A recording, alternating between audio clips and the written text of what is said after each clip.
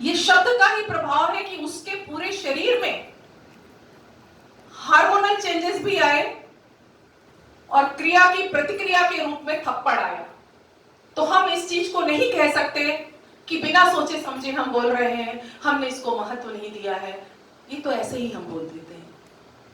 तो मेरी इस पे 2 पंक्तियां हैं कि स्वच्छ भारत मिशन का ये भी संकल्प होना चाहिए, मां बहन बेटी गालियां अब बंद होना चाहिए, बलात्कारी मानसिकता का अंत होना चाहिए, समाज की ये सीड़न समाप्त होना चाहिए, सो रहा है तंत्र अब आवाज उठनी चाहिए, मां बहन बेटी गालियां अब बंद होना चाहिए।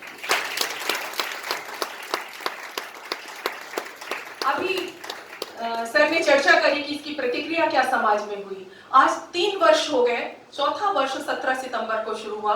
17 सितंबर ही क्यों मैंने चयन किया, हम लोगों ने बहुत सी तारीख हम पूरे बहन मिलकर के निश्चित कर रहे थे।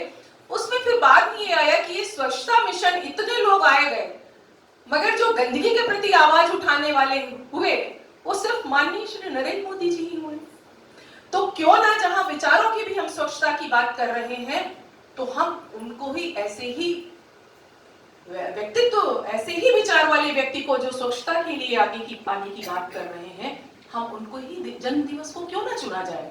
सबकी सहमति हुई, इसीलिए 17 सितंबर नो अब्यूज डे के रूप में घोषित हुआ।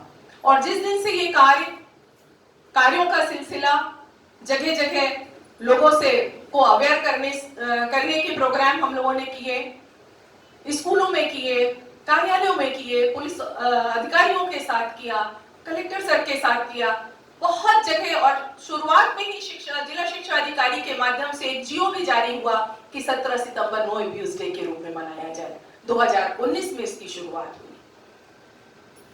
इसके तहत हमने पाया कि जब हमने जो भी कार्यक्रम करते थे, माननीय श्री नरेंद्र मोदी जी को पत्र के माध्यम से सूचित भी करते थे। अभी जब अप्रैल में कन्वोकेशन हुआ विश्वविद्यालय में, और उस समय राज्य शिक्षा मंत्री, केंद्रीय राज्य शिक्षा मंत्री श्रीमती अन्नपूर्णा जी का आना हुआ, उस समय मैंने एक पत्र पुनः सभी विद्यालयों के लिए, विश्वविद्यालयों के लिए इंगित करके लिखा और सम्माननीय कुलपति मैडम के माध्यम से और श्री कुलाधिपति श्री बलवंत जानी जी के माध्यम से उस चीज को मैंने उनको दिया। और उसका ये व्यापक अवसर हुआ कि उस चीज का आज और उस लेटर के साथ एक कवरिंग लेटर लगा करके पुनः मैंने माननीय नरेंद्र मोदी जी को पत्र लिखा कि आप जिस क्षेत्र में हैं, असंख्य बार आपके कानों में ऐसे शब्द पड़े होंगे और मुझे विश्वास है कि हर बार या ना के बराबर आपका विरोध इन अपशब्दों के प्रति हुआ होगा और आप भी असहज हुए होंगे। आप पुरुष हैं, लोग कहते हैं महिलाओं की गाली महिलाओं पर प्रभाव डालती है, नहीं, गलत है। ये सबके ऊपर प्रभाव डालती है। कहीं कोई हम ये कहें कि लड़कों के ऊपर इसका प्रभाव नहीं पड़ता, पड़ता है, बुरा सबको लगता है।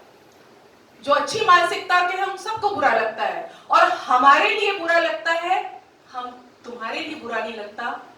ये बात तभी होती है जब हम बार बार इस गलती का प्रयोग करते हैं। ट्रेन में सफर कर रहे थे, हम बैठे हुए थे और वहां एक टीटी से किसी व्यक्ति का झगड़ा हुआ, उसने उसको गाली दी। बाद में उस व्यक्ति ने उसको इसलिए गाली देके लड़ाई हो रही थी कि तुमने हमें गाली क्यों दी। तब तक मैं अपना मानस बना चुकी थी कि इस व्यक्ति से मुझको बात तो करनी है। जैसे ही वो आया, मैंने कहा क्यों भाई, आपको गाली सुनना अच्छा नहीं लगता मगर गाली देना अच्छा लगता है? बोले क्या बात मैडम, आप क्या कह रही हैं? मैंने कहा आप ध्यान से सुनिए, गाली सुनना अच्छा नहीं लगता है मगर गाली देना अच्छा लगता है। हमने कहा भी मैंने ध्यान दिया कि आप उस व्यक्ति से इस बात को लेकर के ऐसे अपशब्दों का प्रयोग कर रहे थे कि तुमने हमें गालियां क्यों दी। हमने कहा आपको मालूम है इसका अर्थ क्या होता है? कैसी बात कह रही मैडम? हमने कहा क्या आप बलात्कारी हैं? अरे मैडम आप क्या बोल रही? फिर वो आवेश में आई। हमने कहा ये बलात्कारी मानसिकता का बीज है, कभी आपने सोचा है? बोले सॉरी मैडम, कभी इस भाव से नहीं कहा। हमने कहा मगर करंट जहां पे प्रवाहित हो रहा है वहां आप सर्किट जोड़ोगे तो करंट तो मिलेगा ना। आप बोलो कि हमने ऐसा नहीं सोचा था कि यहां से करंट चला जाएगा। जब आप सर्किट जोड़ रहे हो, उसको ऑन कर रहे हो, स्विच को पावर दे रहे हो, तो करंट तो आएगा, अपना असर तो दिखाएगा। उन्होंने माफी मांगी। फिर एक सज्जन बगल में बैठे थे, उन्होंने कहा मैडम जब गुस्सा आती है तो क्या करें, गुस्से में निकल जाता है। मैंने कहा गुस्सा आपको